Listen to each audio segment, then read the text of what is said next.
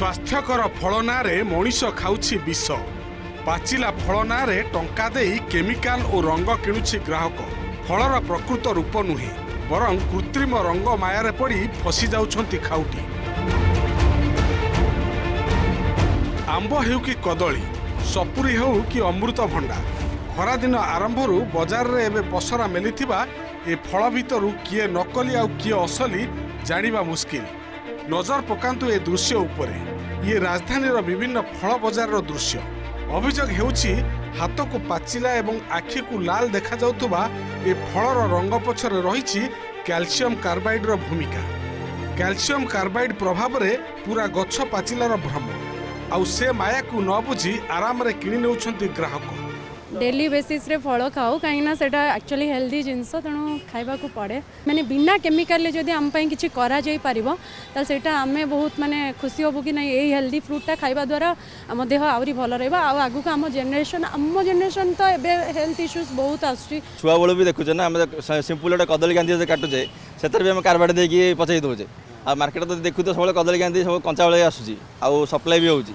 तो एथर निहाती सब जिनस तो केमिकल दिया है कि सब चलते सुस्थ हवा जाऊ कि असुस्थ होचे आम कौन करें आम नीतिदिन जीवन यहाँ गोटे केवल कदली गोटे जिन कदली दि जाए आंबरे दि जाए आउ अलगा कौन दि जाए से जो अच्छी किए कार्बाइड दिखती किए लिक्विड व्यवहार करती दी तीन प्रकार अच्छे आम तो से प्रोसेसिंग ना कि पूरा आम कहीं आगे जानी ना ना कदली स्प्रे मारिदे हलदिया पड़ोनी तार जो केमिकाल गोटे आसूची सेटा ताको स्प्रे कराई गले ताको 24 घंटा लगे कलर करिया पे।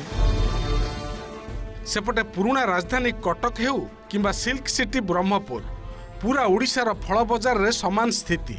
सबुठी कैल्शियम कार्बाइड रो बहुल व्यवहार अभियोग।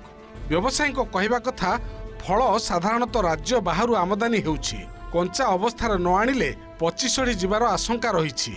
आउ एपटे किंतु ग्राहकों को बिकिबाकू हेले पाचिला दरकार। आउ बिना कार्बाइड रे फल शीघ्र पाचिबा मध्य असंभव। तेणु फल उपरे अति कम परिमाणर कार्बाइड दिया जाए।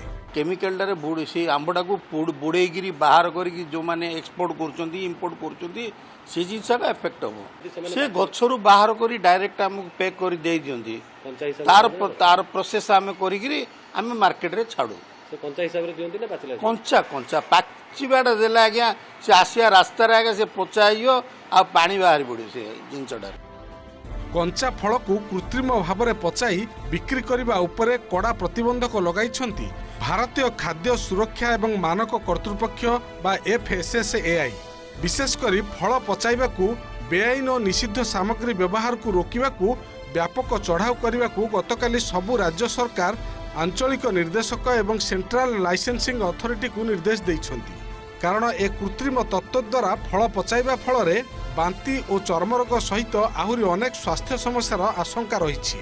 तेणु FSSAI निर्देश अनुसार आगो को फल मंडी गोदाम और दुकान उपरे व्यापक चढ़ाऊ करा बोली कहिसंती कटक CMC स्वास्थ्य अधिकारी। आम स्ट्रिक्टली बर्तमान सबुजाक फूड सेफ्टी अफसर को एनफोर्समेंट अफसर को समस्त को कल कहुई आज भी सकाल कहुई जे समस्ते रेडी अच्छा बर्तमान सब एरिया बांटी दी फल दोकानी मानकर जदि कौटी पाइलु असुविधा कर स्प्रे कर फल पचाइबा तुरंत फल पचाइबा जदि केमिकल रासायनिक किसी कर बहुत स्ट्रिक्टली एक्शन नेबु।